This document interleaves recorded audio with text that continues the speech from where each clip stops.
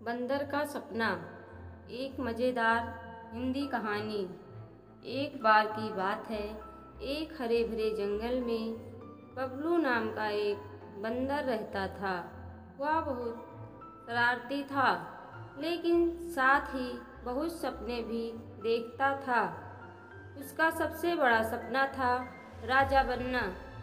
एक दिन दोपहर में बबलू पेड़ की डाल पर लेटा हुआ झपकी ले रहा था। तभी उसने एक सपना देखा। वह एक सिंहासन पर बैठा था, सिर पर सोने का मुकुट, हाथ में राजदंड, और उसके सामने सारे जानवर झुककर सलाम कर रहे हैं। हाथी पानी ला रहा है, मोर नाच रहा है और खरगोश पंखा झल रहा है। बबलू बहुत खुश होता है और कहता है, अब मैं जंगल का राजा हूँ, सब मेरी बातें मानेंगे। तभी एक तेज हवा चली और बबलू पेड़ से नीचे गिर पड़ा। धड़ाम! उसकी नींद खुल गई और उसे समझ आया कि वह ये सिर्फ सपना था। पर बबलू मायूस नहीं हुआ। उसने मुस्कुराकर कहा, अगर सपना इतना अच्छा था तो हकीकत उससे भी बेहतर बन सकती है। बबलू हर दिन अपने सपने को याद करता और उसी के अनुसार अच्छे काम करने लगा।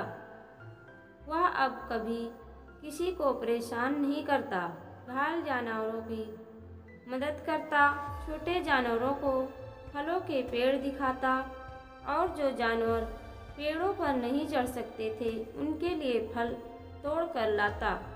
धीरे धीरे पूरा जंगल बबलू की इज्जत करने लगा। एक दिन जंगल में एक बड़ी मीटिंग बुलाई गई। शेर राजा को बूढ़ा हो गया था और उसने कहा, अब जंगल को एक नए नेता की ज़रूरत है।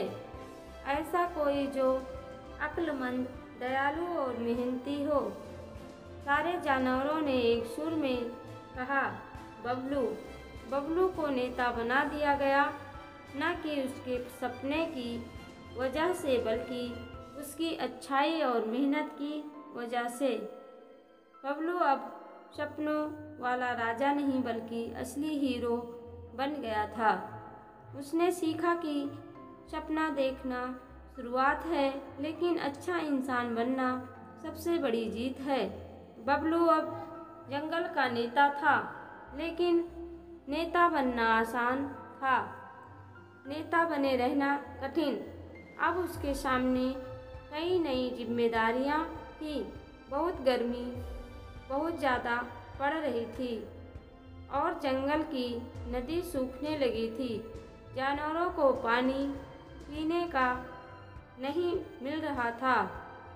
बबलू ने तुरंत मीटिंग बुलाई और कहा, हम सब मिलकर एक बड़ा तालाब बनाएंगे। मैं सबसे पहले खुद फावड़ा उठाकर काम करूंगा। बंदर, हाथी, हिरण, खरगोश सबने मिलकर तालाब खोदा।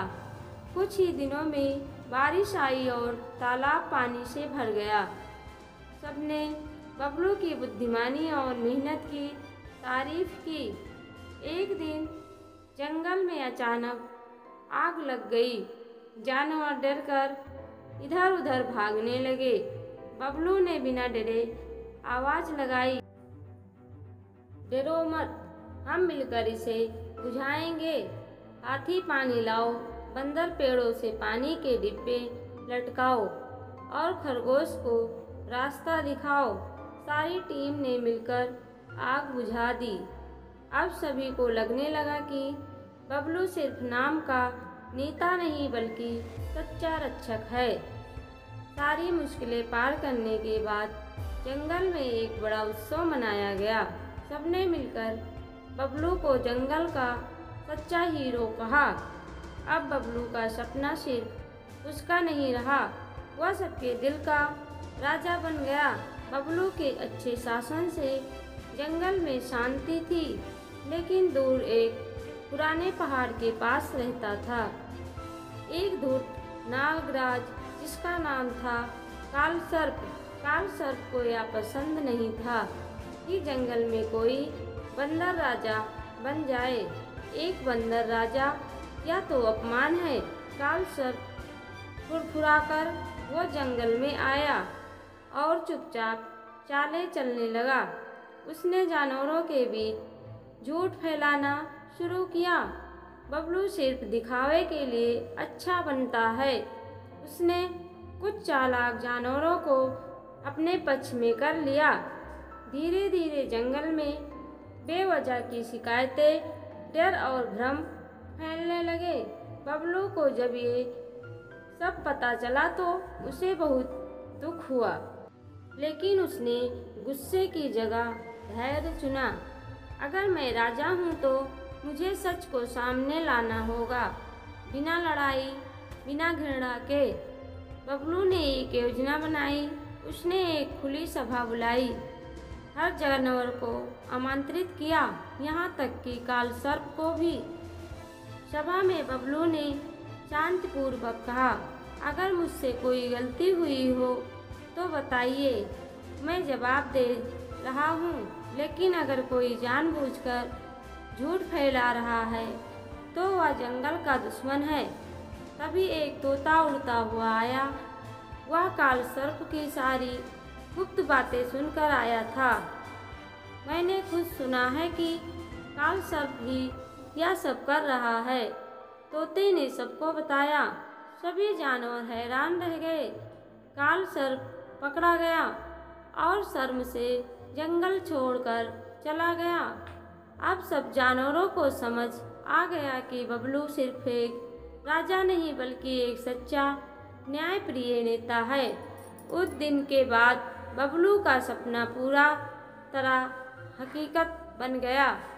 वह जंगल का प्यारा राजा, सच्चा मित्र और असली नायक बन गया। राजा बनने से बड़ा है लोगों का विश्वास जीतना, और विश्वास जीतने के लिए जरूरी है सच्चाई, धैर्य और अच्छाई।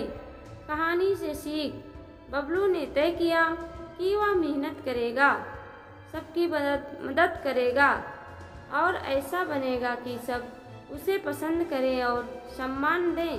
सपने देखना अच्छा है, लेकिन उन्हें सच करने के लिए मेहनत करना और अच्छा बनना जरूरी है। सपने वही सच होते हैं जिनके पीछे मेहनत और सच्चाई होती है। जो सपने देखता है वो सपना देखना ना छोड़े, लेकिन जो उन्हें पूरा करने के लिए दूसरों की भलाई करे वही सच्चा राजा होता है।